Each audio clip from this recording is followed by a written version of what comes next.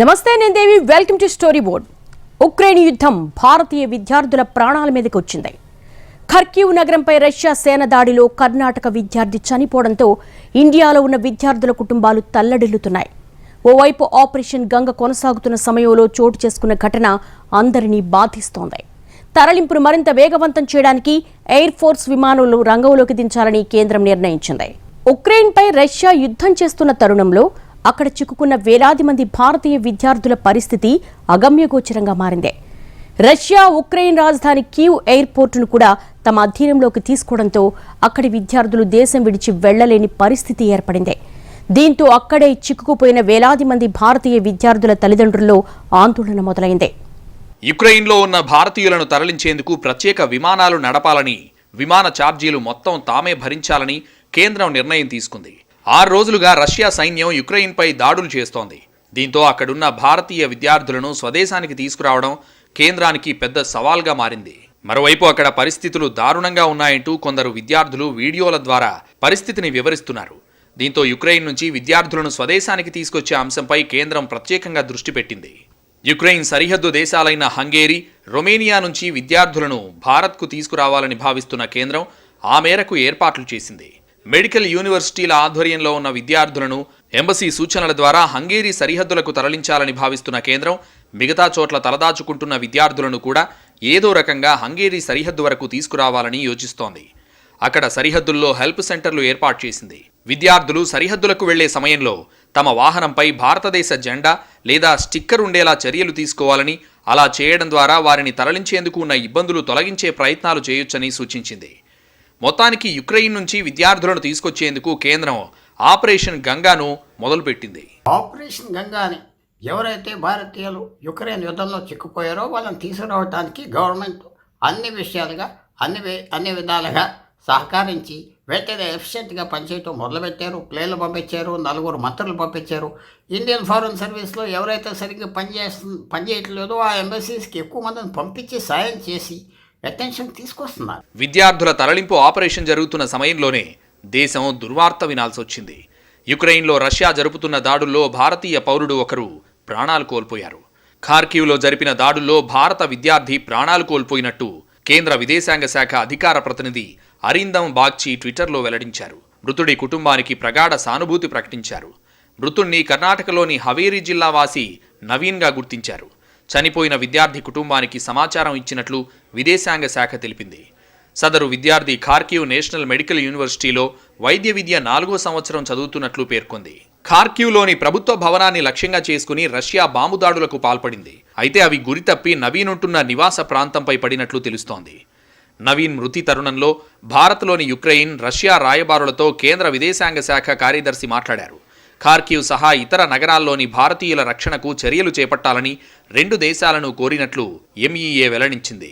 Ukraine రాజధాని Kyiv, ఆ నగర పరిసర ప్రాంతాల్లో తీవ్ర పరిస్థితుల దృష్ట్యా ఆ నగరాన్ని వెంటనే వీడాలని అక్కడి భారత రాయబార కార్యాలయం హెచ్చరికలు జారీ చేసింది. సాధ్యమైనంత త్వరగా రైళ్లు, ఇతర అందుబాటులో ఉన్న రవాణా మార్గాల్లో కీవ్ను వీడి సరిహద్దులకు రావాలని భారత విద్యార్థులు, పౌరులకు సూచించింది. ఈ ప్రకటన వెలువడిన కొద్ది గంటల్లోనే ఖార్కివ్లో భారత విద్యార్థి మృతి చెందడం అందరి హృదయాల్ని కలచివేస్తోంది. కీవ్లో కర్ఫ్యూ ఎత్తేయడంతో హుటాహుటిన యుక్రెయిన్ పశ్చిమ ప్రాంతాలకు వెళ్లాలని భారత ఎంబసీ విద్యార్థులకు సూచించింది. యుక్రెయిన్ పశ్చిమ ప్రాంతం వైపునకు వెళ్లేందుకు కీవ్లో రైళ్లు సిద్ధంగా ఉన్నాయని ఎంబసీ సమాచారం ఇచ్చింది. రైల్వే స్టేషన్ల వద్దకు భారీగా జనాలు రావచ్చని, ఆ సమయంలో భారతీయ పౌరులంతా సంయమనంతో వ్యవహరించాలని సూచించింది. దేశం వీడేందుకు తగిన పత్రాలు, నగదు వెంట ఉంచుకోవాలని పేర్కొంది. రష్యా దాడితో యుక్రెయిన్ గగనతలాన్ని మూసివేసింది. దాంతో పౌరుల్ని పశ్చిమ ప్రాంతంలోని పొరుగు దేశాల సరిహద్దులకు చేరుకోవాలని భారత్ సూచించింది. అక్కడి నుంచి వారిని విమానాల ద్వారా భారత్కు తీసుకొస్తోంది. ఆపరేషన్ గంగా కోసం కేంద్రం ప్రత్యేక ట్విట్టర్ ఖాతాను నిర్వహిస్తోంది. ఆపరేషన్ గంగాలో వైమానిక దళం పాలుపంచుకోవాలని ప్రధాని ఆదేశించారు. IAF C-17 విమానం సుమారు 336 మందిని తీసుకెళ్లగలదు. దీన్ని ఆఫ్ఘనిస్తాన్ తరలింపులో ఉపయోగించారు. మానవతా సాయాన్ని మరింత సమర్థవంతంగా అందించడంలో ఇది సహాయపడుతుందని అంటున్నారు. యుక్రెయిన్ చుట్టుపక్కల సరిహద్దుల నుండి తరలింపు ప్రక్రియను సమన్వయం చేయడానికి, వేగవంతం చేయడానికి ప్రభుత్వం 4 కేంద్ర మంత్రులను పంపింది. ఈ మేరకు హర్దీప్ సింగ్ పూరి, జ్యోతిరాదిత్య సింధియా, కిరణ్ రిజిజు, జనరల్ VK సింగ్ సరిహద్దుల వద్ద మొత్తం ఆపరేషన్ను పర్యవేక్షిస్తున్నారు. యుక్రెయిన్ రాజధాని నగరం కీవ్ నుంచి భారతీయులంతా తక్షణమే వెళ్లిపోవాలని ఇండియన్ ఎంబసీ ప్రకటించిన వెంటనే ఎంబసీ అధికారులు రైల్వే స్టేషన్లకు చేరుకున్నారు. భారతీయులందరినీ రైళ్ల ద్వారా ఈ నగరం నుంచి సురక్షిత ప్రాంతాలకు తరలించేందుకు స్వయంగా కృషి చేస్తున్నారు. ఇండియన్ ఎంబసీ అధికారులు సోమవారం 1000 మందికి పైగా భారతీయ విద్యార్థులను యుద్ధ ప్రాతిపదికపై పశ్చిమ యుక్రెయిన్ వైపు తరలించారు. ఫిబ్రవరి 24 నుంచి ఎంబసీ సమీపంలో తలదాచుకుంటున్న 400 మంది విద్యార్థులు కూడా ఈ బృందంలో ఉన్నారు. ఆగ్నేయ యుక్రెయిన్లోని జఫ్రోజియా సిటీ నుంచి పశ్చిమ దిశగా మరొక 1400 మంది విద్యార్థులను తరలించారు. రైల్వే స్టేషన్లలో విపరీతమైన రద్దీ ఉండడంతో కొందరు విద్యార్థులు రైళ్లలో ఎక్కలేకపోతున్నారు.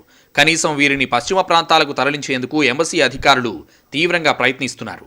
పోలాండ్లోని ఇండియన్ ఎంబసీ అధికారులు షెహినీ సరిహద్దు వద్ద కొన్ని బస్సులను ఏర్పాటు చేయగలిగారు. యుక్రెయిన్ నుంచి వచ్చే విద్యార్థులను క్రకోవిక్, బుడోమీడ్జ్ వంటి ఇతర ప్రాంతాలకు ఈ బస్సుల్లో తరలించారు. పోలాండ్ ప్రభుత్వం భారతీయ విద్యార్థులకు వీసా లేకపోయినా అనుమతిస్తామని ప్రకటించింది. అయితే పోలాండ్ సరిహద్దుకు చేరుకున్న ఇండియన్ స్టూడెంట్స్పై అక్కడి పోలీసులు లాఠీచార్జ్ చేయడంతో కలకలం రేగింది. విదేశాంగ మంత్రి జైశంకర్ పోలాండ్ విదేశాంగ మంత్రితో భారతీయుల తరలింపు గురించి జరిగిన ఈ చర్చల ఫలితంగా పోలాండ్ సరిహద్దుల్లో పరిస్థితి మెరుగుపడింది. ప్రధానమంత్రి నరేంద్ర మోదీ ప్రత్యేక దూతగా కేంద్ర మంత్రి జనరల్ వీకే సింగ్ పోలాండ్ వెళ్లారు. పోలాండ్ సరిహద్దుల్లో చిక్కుకుపోయిన భారతీయులను రప్పించేందుకు ఏర్పాట్లను ఆయన పర్యవేక్షిస్తున్నారు. పోలాండ్లో భారత రాయబారి నగ్మా మల్లిక్ కూడా పోలాండ్ సరిహద్దుల్లో భారతీయుల తరలింపు కార్యక్రమాన్ని వ్యక్తిగతంగా పర్యవేక్షిస్తున్నారు.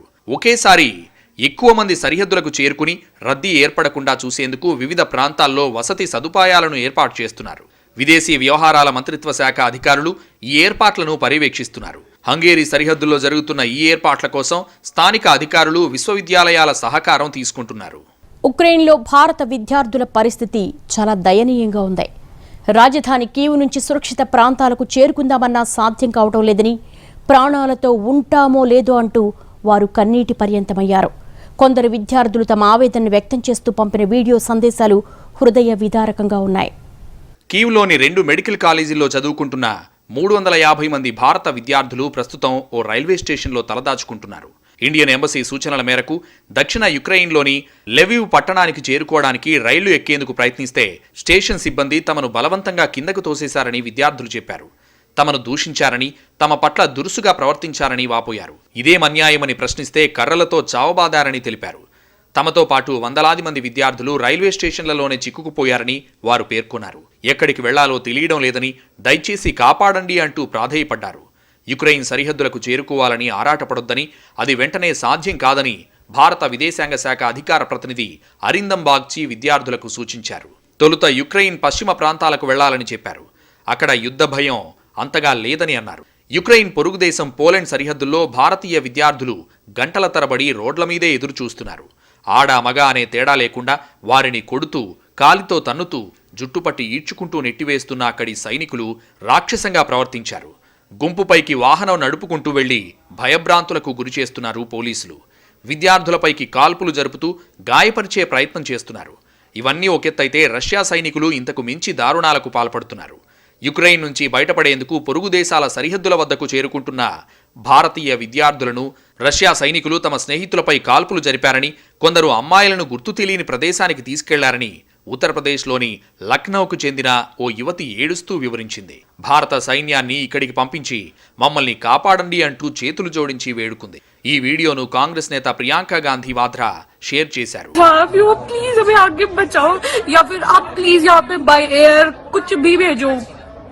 इंडियन आर्मी को यहाँ पे प्लीज भेजो, तभी शायद हमारे साथ कुछ ऐसा हो सकता है कि हम बच सकते हैं. बाकी हमें नहीं लगता कि हम यहाँ पे बचेंगे या फिर हम यहाँ से कहीं जाना हमारे लिए सेफ है, और हम जहाँ पे हैं ये भी हमारे लिए सेफ नहीं है.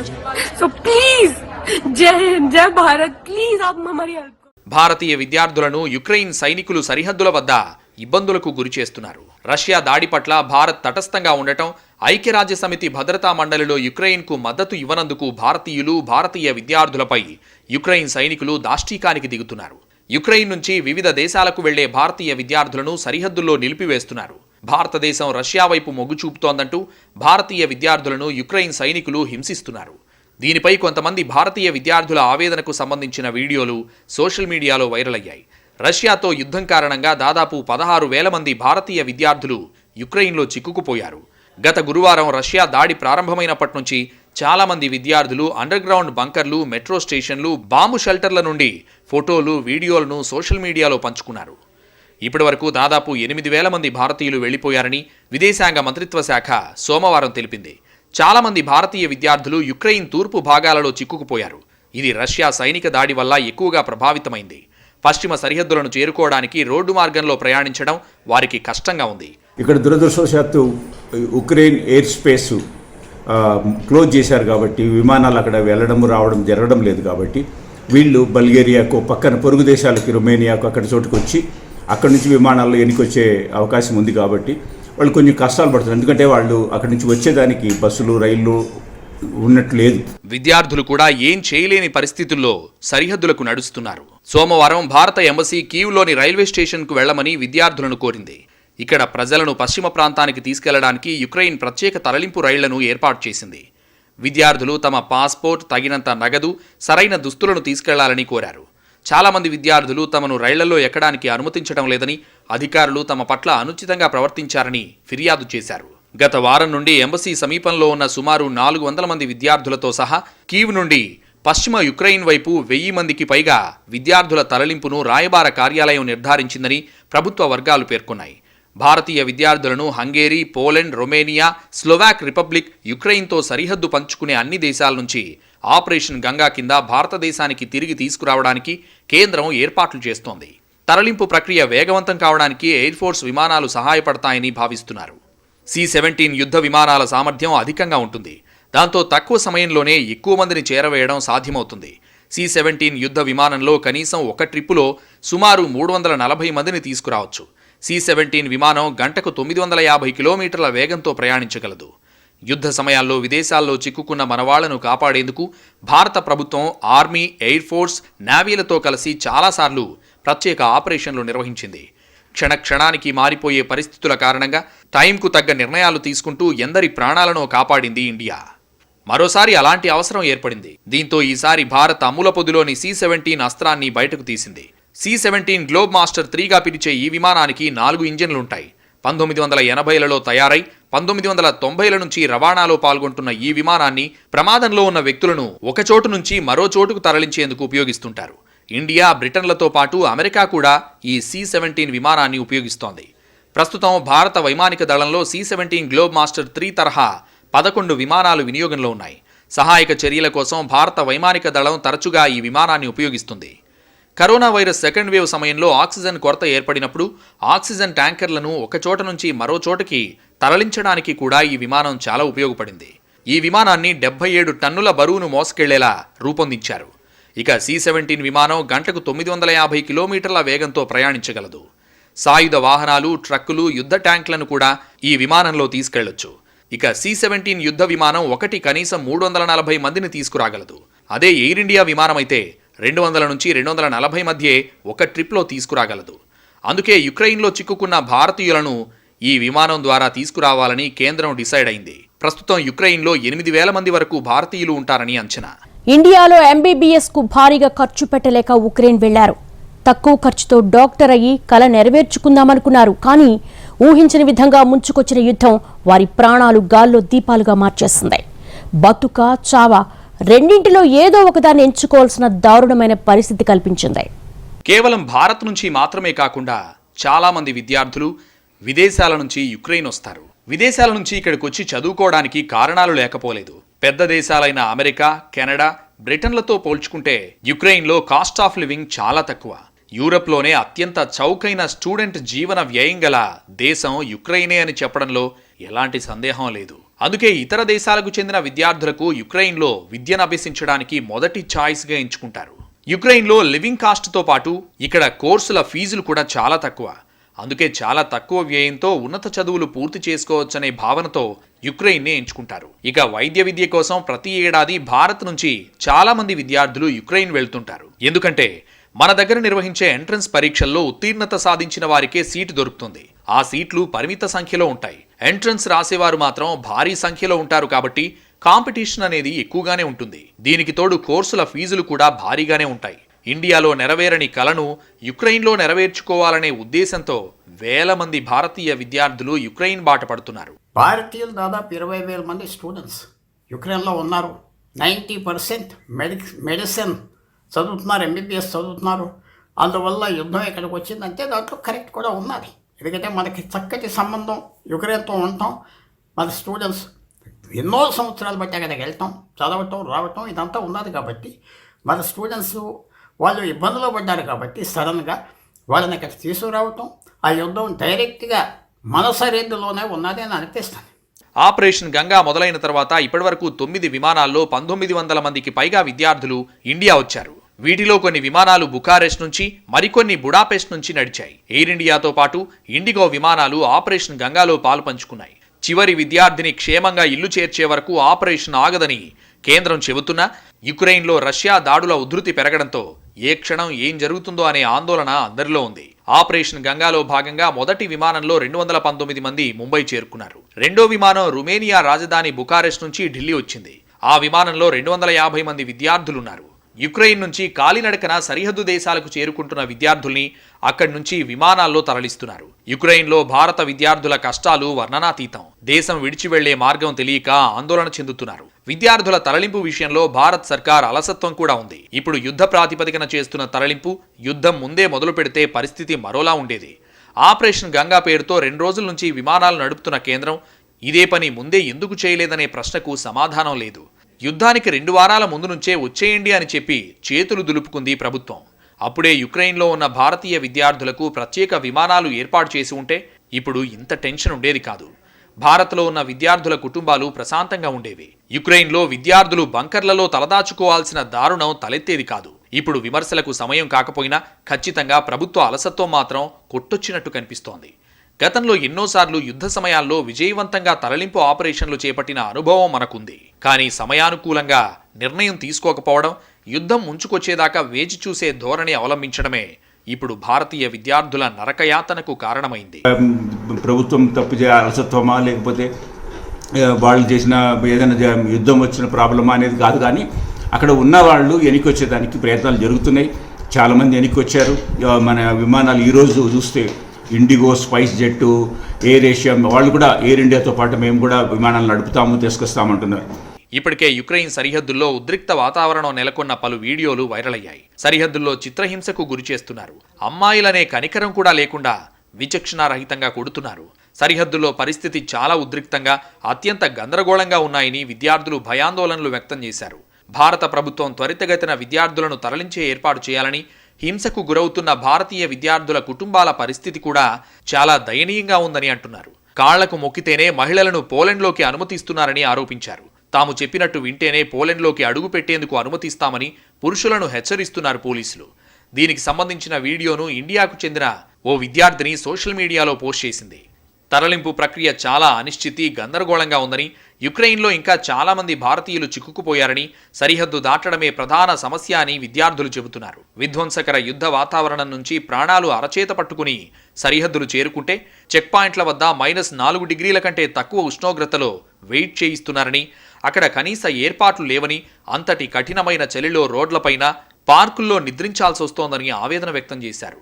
యుక్రెయిన్ యుద్ధంపై భారత్ తటస్థ వైఖరి తీసుకోవడంతో అటు రష్యా సైనికులు, ఇటు యుక్రెయిన్ ప్రజలు తమ కోపాన్ని భారతీయులపై చూపిస్తున్న ఘటనలు జరుగుతున్నాయి.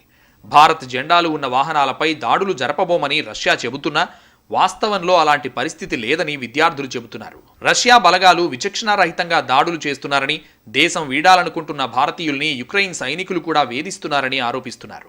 రష్యా యుక్రెయిన్ యుద్ధంలో ఇండియాకు ఎలాంటి సంబంధం లేదు. యుద్ధానికి మనం ఏ రకంగానూ కారణం కాదు. యుద్ధం విరమించాలని, శాంతి నెలకొనాలని యుద్ధం మొదలు కాకముందు నుంచి భారత్ 2 దేశాలకు నచ్చజెబుతూ వచ్చింది. చివరకు యుద్ధం మొదలయ్యాక కూడా ఎటూ మోగకుండా తటస్థ వైఖరి తీసుకుంది. యుక్రెయిన్కు మానవతా సాయం కింద వైద్య సహాయం కూడా అందిస్తోంది. అటు యుద్ధాన్ని విరమించాలని రష్యా అధ్యక్షుడు పుతిన్తో ప్రధాని మోదీ స్వయంగా మాట్లాడారు. అయినా సరే భారతీయులపై అటు రష్యా, ఇటు యుక్రెయిన్ సైనికులు దాష్టీకం చేస్తున్నారు. దేశం కాని దేశంలో ప్రాణాలు అరచేతిలో పెట్టుకుని బతుకుతున్న వారిపై ప్రతాపం చూపిస్తున్నారు. వీరికి పోలాండ్ పోలీసులు తోడయ్యారు. శరణార్థులు అనే జాలి కూడా లేకుండా కర్కశత్వాన్ని రుచి చూపిస్తున్నారు. ఇప్పుడు ప్రపంచంలో అన్నింటికంటే కష్టమైన పని ఏమిటి అంటే యుక్రెయిన్ దాటి సరిహద్దులకు చేరుకోవడమే అని చెబుతున్నారు భారతీయ విద్యార్థులు. డాక్టర్లు కావాలని ఎన్నో ఆశలతో యుక్రెయిన్లో అడుగుపెట్టిన స్టూడెంట్స్ ప్రాణ భయంతో బతుకు జీవుడా అంటూ 100 కిలోమీటర్లు నడిచి ప్రాణాలు అరచేతిలో పట్టుకుని బిక్కుబిక్కుమంటూ స్వదేశానికి చేరుకుంటున్న దయనీయ పరిస్థితి అందరికీ కన్నీళ్లు తెప్పిస్తోంది. యుద్ధం పర్యవసానం ఎంత ఘోరంగా ఉంటుందో మరోసారి ప్రపంచం కళ్లకు కడుతోంది.